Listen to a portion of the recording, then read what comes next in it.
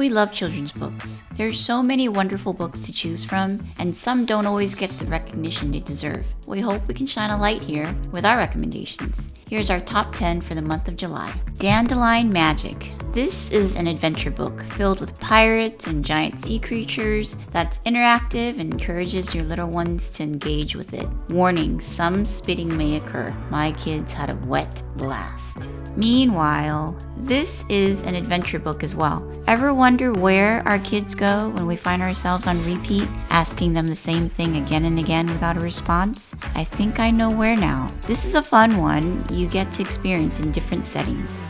Where did my clothes come from? My kids like to ask me where things come from. Kids are like this. Serendipitously, this book has answered one of them. It walks you through where materials come from and the process of how they're made. This is an interesting one for adults too. Yoshi's Feast. This book was well received from my kids because it has a little song, well, more like a chant in it that made my kids sing along. Also, there's a great moral to the story about friendship.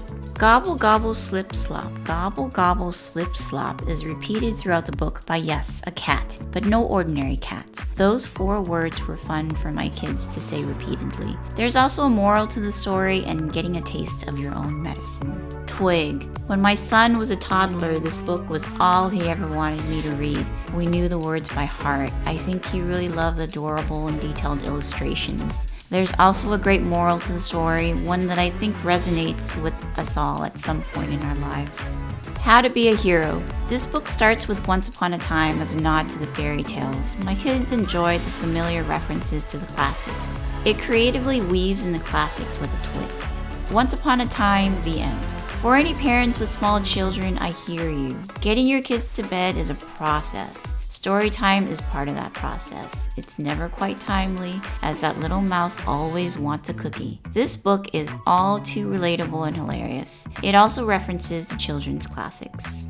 Never Ever. This book resonates with me because it reminds me of my children when we go on trips and they tell me I'm bored.